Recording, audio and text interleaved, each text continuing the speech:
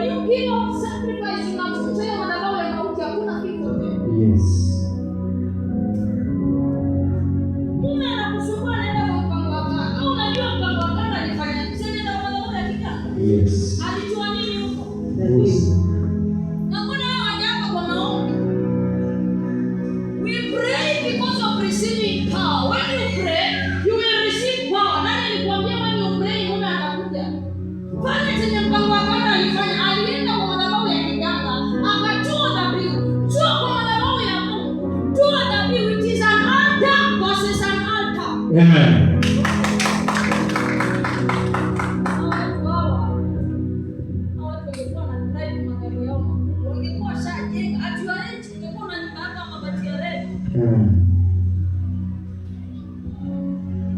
Mungu anakuchezea, ongelesha dhabihu. Mwambie Mungu mimi sina nguvu. Maana hao wanaume walikaa mpaka na wanyama. Wali wenyewe walimshinda Mungu. Wewe utawaweza wewe? Kuwatetesha. Utawaweza na hiyo makelele yako. Walikaa na wanyama. Walimshinda mpaka Mungu. Bwana Yesu asifiwe. Chukua dhabihu weka kwa bahasha. Sema still kuanzia leo. Ukienda kwa mpango wa kando lazima moto wote huko usiwake. Lakini ukifika kwangu moto ufanye kazi. Nani mwenyeelewa wewe? Wewe ni mdomo kwa ndoa wewe. Yes. Na unaongeza hapa na maandiko unasema Mungu. Ibrahimu alipoenda ugenini na mke wake alimwambia Sara, "Utakapofika waambie wewe ni dadangu." Na kuna mfalme fulani akajua basi amepata mke, alipojaribu kumdara Sara, nini lilifanyikia? Mungu alimuotesha. Kumbe you know that and you are still playing around with this majama. Takuoni watu maana huelewi wewe. Funga mtu mpaka afunike, akienda haiwezekani. Akirudi anakwambia kwani mimi nilifanyaje? Nacheka na kasema. Sasa kama mtu wa dunia anaweza enda kwa mganga, kani imagine how that operate by the way. Nataka uniambie nikienda kama uko hapa. Nenda kwa mganga anatoa black magic. Is it okay? Black magic. Anaiongelesha anaiambia stick my photo. Roho yako iende. Uanze kuniwaza mimi shanti. Roho yako kama vile sukari. Within 2 days still wanafanyaje? Anakutafuta. Si ukweli? Kweli. Mbona watu mliokoka msiopareti ndizo? Why? Kwani sacrifice haiwezi kufanya kazi? Inafanya. Na nini nawasumbua hapa? Moyo ngumu. Why do you waste your time? Why do you waste your time? Moyo ngumu. Kwa maana leo nimekuja kufanya hiyo. Na leo akapatikane mtu mmoja kwa hiyo. Yes. Amen. Watu wengi one person. Mungu anatafuta mtu mmoja. Nifungue tu maisha yako. Amekuwa akifunga na kuomba sawa, hujakosea. Yoyote aliyeokoka lazima afunge na kuomba ili apate nguvu za kiroho. Lakini nani aliyekuambia ukitaka kazi ya ng'ambo wewe ufunge na kuomba? Hapana. Toa dhabihu utaenda. Amen. Mungu anakutaka usiende kwa mganga, mtolee dhabihu, andika jina lake atakutafuta. Umeenda ofisi fulani, wao wamesoma wana degree. Toa dhabihu, nenda kwa hiyo ofisi utapata kazi. Amen. Mume anakusumbua, mtolee dhabihu, anabadilika. Mtoto ikifika mwezi magonjwa kwa nyumba, toa dhabihu, magonjwa yataisha. Yes.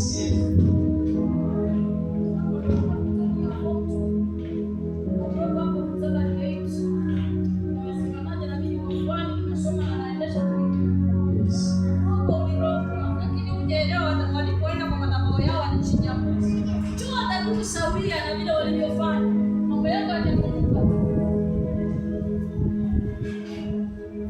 Na wale wanasema sisi tunajua Yesu alikufa na yake ya kuomba. Sasa mwenye unasemanga hivyo endelea hivi. Yes. Kwani damu yako wewe ulipeana. Mungu ndiye alipeana kama sadaka. Na aligharamika. Akamtoa ili sisi tupate wokovu. Yesu asifiwe. Je, dhabihu zina viwango? Ndio zina viwango. Mungu anamwambia Ibrahimu achinje wanyama 5 ili nikupatie mataifa. Mataifa yanapatikana pale 18. utasoma baadaye. Utadhibitisha. Dhabihu zina viwango, ndio zina viwango. Anachinja wanyama watano, anapewa mataifa. Number 5 ni namba ya nini? It is a number of grace. Ni namba ya neema. So when you give out sacrifice number 5, you receive what you call grace in your life, grace in your ministry, grace in your business, grace in everything that you are doing. Amen. So number 5 inaweza kuwa nini? Inaweza kuwa ni 5 kulingana na situation yenye unaitolea. Inaweza kuwa ni 50 bob. We are talking about number 5. Inaweza kuwa ni 500. Inaweza kuwa ni 5,000 ama zaidi. So tutadhibitisha. Yeye peke yake ndio ataangalia chini. Ninyi wote mtaangalia mbele. Tutahesabu na nyinyi vidole vyangu. Tudhibitishe. Na kumbuka hiyo ni agano la kale. Wakati wa kina Musa wao wangeleta wanyama wachinja kwa madhabahu. Sisi tutaenda kazi tutafute pesa sawia. Na wale wanyama uje utoe. Je, uliwahi toa dhabihu ya pesa ngapi? Kama unatoanga 50, kama unatoanga 100, ushawahi toa 1,000 hapo kalalamika. Bado hujatoa dhabihu. Bado. Nilipotaka kuolewa kuvunja madhabahu ya mama, nilitoa dhabihu ambayo Elisha alitoa. Ni kwa ajili ya kupokea anointing ilikuwa juu ya Elia. Alichinja wanyama 12. Tutasoma inapatikana Wafalme wa Kwanza 19 mpaka 21.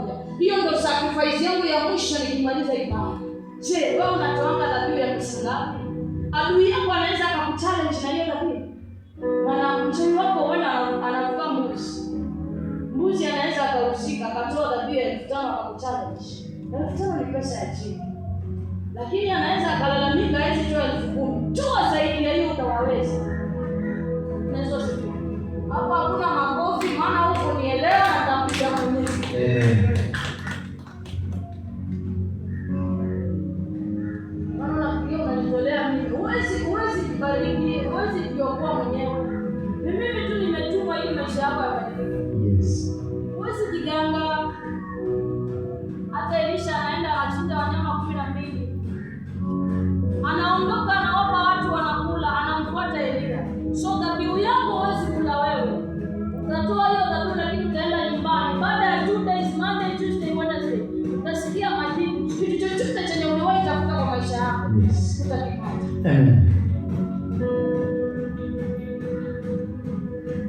Tunapitia hali ngumu kwa sababu ana mioyo migumu ya kutoa. Sadaka gani ambayo unaweza ukatoa mpaka ukasikia uchungu? Hiyo ndio inakupa majibu. Mimi huambia watu, mtu anafanya kazi kote. Sikiliza hiyo. Sikupite. Mtu anafanya kazi kote. Na kuna mwingine anapata mboga. Nimewaita kwa madhabahu, wamechukua bahasha. Nimeita watu 5,000. Wapote ametoka amechukua bahasha 5,000. Nasikiliza na nakuja huyo mwenye ameinama chini kumuuliza swali. Na huyu mama mboga ameinuka pia amechukua bahasha 5,000. Je, ni nani ambaye amegharamika sana na nani ambaye atapata jibu sana? Na hajakuwa ni maana nilikuwa. Bwana Yesu asifiwe.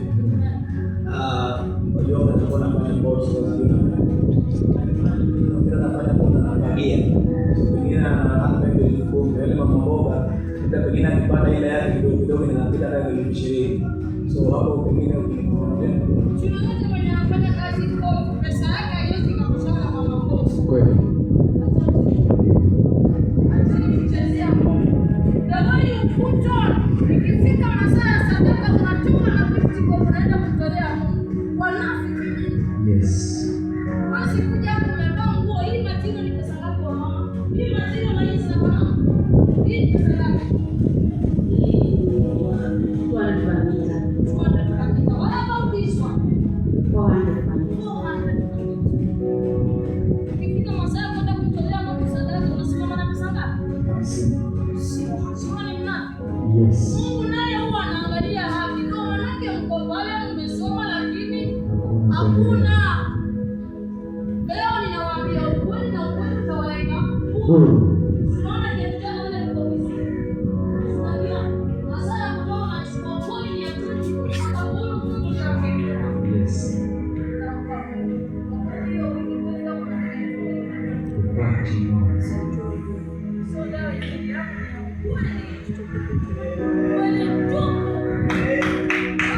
Umekuwa ukichelewesha mambo ya kwako. Wajua vile ambavyo ulikuwa kama ule mtoto, huwezi kuwa una react jinsi ambavyo ulivyo wewe. Ulishapita hapa, fanya kama vile ulivyo wewe. Yes.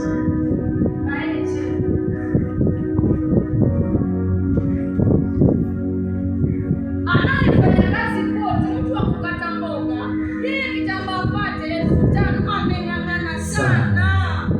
Ndio maanake dhabihu yake akisimama na mtu anafanya kote, huyu wa kote hatapata jibu. Yes. Huyu mama mboga atapata jibu hata Tuesday haifiki. Ndio. Chenye anaongelesha kile dhabihu haraka atapata jibu. Kama alikuwa anaomba mtoto apone, kama alikuwa ameomba apate kazi, maana ameng'ang'ana kupata yote. Mambo katia Mungu atuti. Ametoa yani sadaka usioigharamikia. Daudi anasema siwezi nikamtolea Mungu sadaka nisioigharamikia. Tunaamka asubuhi namwambia Bwana nisaidie sadaka nikatoe. Enda kazi, fanya sweat. Letea Mungu atapokea. Lakini yeye unaomba mtu sadaka nisioigharamikia siwezi nikamtolea Mungu.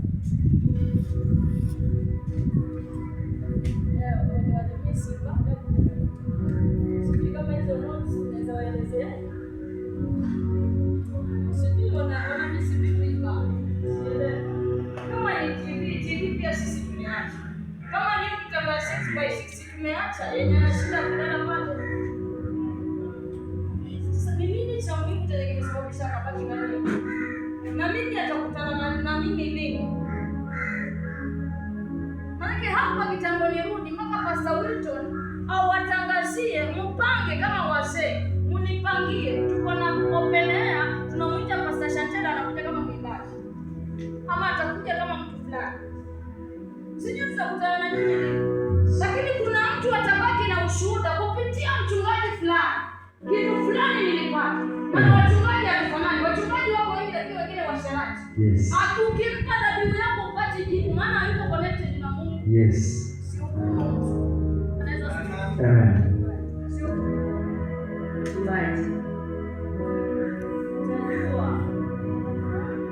Utajua, huwezi kosa kujua. Ukiwa na roho ya Mungu utaelewa. You will know. When you fast a lot utamjua.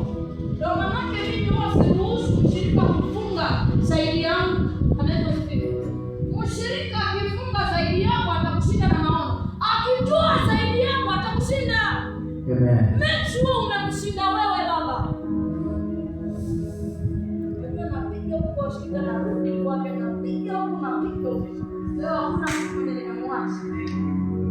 Anaweza sikia. Amen.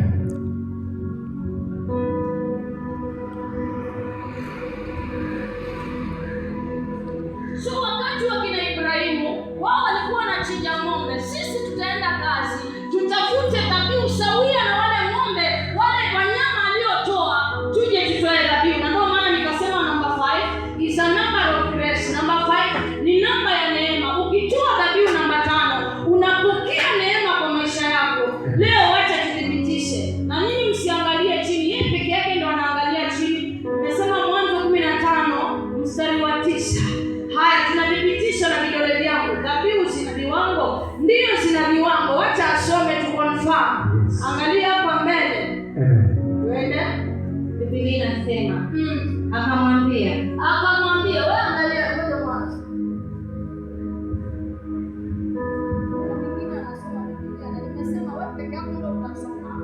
Waangalie mbele. Maana tudhibitishe. Watu wengi wako kanisani lakini hata akitaka kukuja madhabahu yanayomsumbua. Hajui atoe sadaka pesa ngapi. Ndio tunataka muangalie ili tukonfirm na nyinyi. Amen. Na ndio zimeandikwa kwenye hiyo Biblia mlizozishika. Yes. Lakini hamkujua, leo tuna confirm lakini baadaye utajisomea nyumbani. Mimi nimeanza Mwanzo 15 mstari wa 9. Wewe nenda uanze Mwanzo 1 maana historia ya Ibrahimu yeye hakuwahi enda kufunga na kuomba. Yeye alikuwa ni mtoaji tu.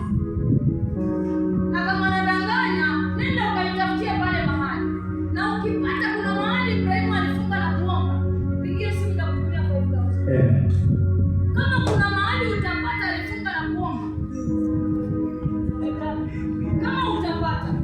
akachukua mimba yake. Hakuna mahali alienda kufunga na kuomba. Yeye alikuwa ni mtoaji.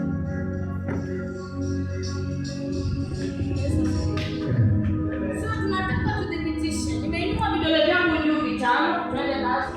Akamwambia, unipatie ndama wa miaka mitatu. Unipatie ndama wa miaka mitatu, nimekuja kidole changu kimoja. Na mbuzi mke wa miaka mitatu. Mbuzi mke wa miaka mitatu, vidole viwili. Na kondoo mume wa miaka mitatu. Kondoo mume wa miaka mitatu, nimebakisha viwili. Na hua.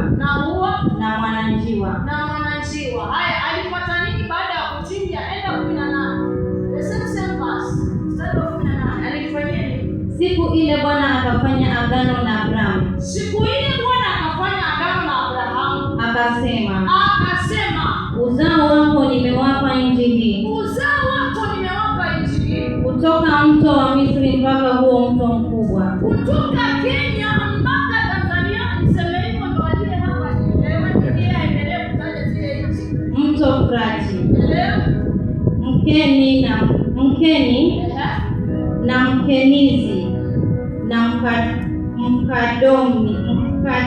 Mkadmoni. 20 nasema, na Mhiti na Mperizi na Mrefai. 21 na Mwamori na Mkanani na Mgigashi na Myebusi. Ibrahimu akapewa yale mataifa. Nilikuwa nimeeleza. Ili niende niulize swali. Baba.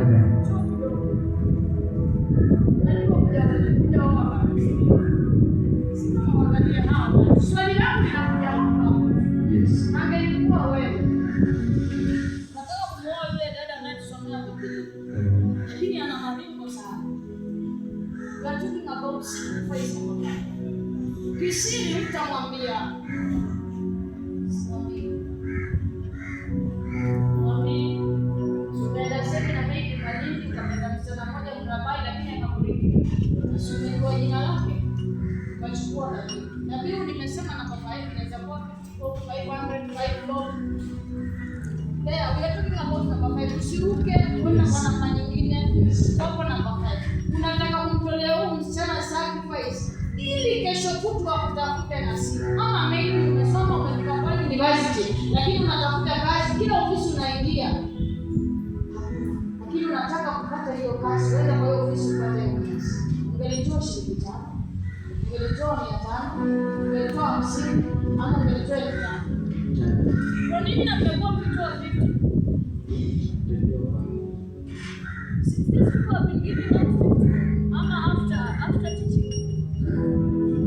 Why is it that it is confusing? 50 more. These people have been giving out 0 word. Sure. Okay. So by next time we can just talk about children. Yes. So you are refusing not to give up 50.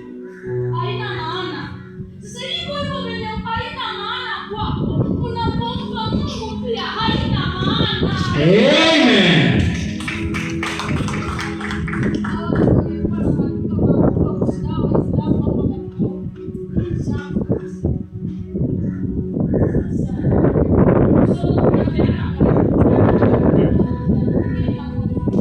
Ashapa kwa kubariki. Mungu amenituma ni kwa ajili ya mtu mmoja. Je, anapatikana? You have been praying a lot. Nataka kazi, nataka kutoka mbona, nataka kuoa, nataka niende Qatar, nataka kitu fulani. Sawa, umeomba ukapata nguvu za kiroho, wachawi wakija ukaona unawapiga na panga. Lakini hiyo kitu haiko katika maana ukijua ni nini chenye kufanya. Ndio hii ibada sisi. Tunaenda sacrifice number 7. Number 7 we call it a number of rest. So when you give out sacrifice number 7, you receive rest in your life, rest in your business, rest in your marriage, rest in everything that you are doing in your life. Number 7. Mungu akafanya kazi zote. Ilipofika siku ya 7, akapumzika. Namba ya pumziko. Bwana Yesu asifiwe. So inapatikana Waamuzi 6:25. Gideoni huyo alikuwa kama kwa kwetu. Maskini, uchawi, madhabahu ya babake ya uchawi ilisababisha akateseka. Mungu akamwambia mtwae ng'ombe wa pili wa baba yako, ukaangushe madhabahu ya baba yako ya Ashera. Waamuzi 6:25. Ukaangushe madhabahu ya baba yako ya Ashera. Gideoni aliweza kuangusha madhabahu ya baba yake ya Ashera. Alimchinja ng'ombe wa pili wa miaka 7. Sisi hatuwezi tukaleta ng'ombe tukachinja. Tutaenda kazi tutafute pesa tupeleke madhabahu. Waamuzi 6:25. So Gideoni babake alikuwa na madhabahu ya ushirika. Ndio ilisababisha kama wenye uko hapa na kwenu, watu wa kwenu ndio wanasababisha unateseka hivi. Hebu ngoja tukamsikilize. Biblia inasema, ikawa usiku huo huo Bwana akamwambia, mtwae ng'ombe wa baba yako, yaani ng'ombe wa pili wa miaka 7, ukaiangushe madhabahu ya Baali aliyo nayo baba yako, ukaikate Ashera iliyo karibu nayo. Ndiko libarikiwe. 26 inasema, ukamjengee Bwana Mungu wako madhabahu juu ya ngome hii kwa taratibu zake, ukamtwae yule ng'ombe wa pili na kumtoa awe sadaka ya kuteketezwa kwa kuni za ile Ashera uliyoikata. Gideoni abomoa madhabahu ya Baali. 27. Ndipo Gideoni akatoa watu 10 miongoni mwa watumishi wake, akafanya kama Bwana alivyomwambia. Lakini ikawa kwa sababu aliwaogopa watu wa nyumba ya baba yake na watu wa mji, hawakuweza kuyatenda hayo wakati wa mchana, basi aliyatenda usiku. 28. Hata watu wa mji walipoondoka asubuhi na mapema, tazama, madhabahu ya Baali imebomolewa na ile Ashera iliyokuwa karibu nayo imekatwa, na yule ng'ombe wa pili ametolewa sadaka juu ya ile madhabahu iliyojengwa. 29. Wakaambiana, ni nani aliyetenda jambo hili? Hata walipotafuta habari na kuuliza, wakasema, Gideoni mwana wa Yoashi ndiye aliyetenda jambo hili. 30 nasema, ndipo watu wa mji wakamwambia Yoashi, mlete mwanao afe. Ukisha kuja madhabahu, angalia Yoashi ni babake Gideoni. Hawa wachawi wenzake wamemwinukia, maana yeye ndiye alikuwa kiongozi katika mtaa wa wachawi. Sasa wanamlaumu, mlete mwanao ili afe. Lakini Gideoni amewageuka, anasema tamletaje mwanangu ili afe? Hebu soma pale tusikize anasemaje. Ndipo watu wa mji wakamwambia Yoashi, mlete mwanao afe, kwa sababu ameibomoa madhabahu ya Baali na kwa sababu ameikata ile Ashera iliyokuwa karibu nayo. 31. Yoashi akawaambia watu wote waliokuwa wakishindana naye, je, mtamtetea Baali au mtamwokoa ninyi? Yeye atakayemtetea na auawe hivi asubuhi. Kama yeye ni Mungu, na ajitetee na nafsi yake, kwa sababu mtu mmoja ameibomoa madhabahu yake. 32 nasema, hata gomea pale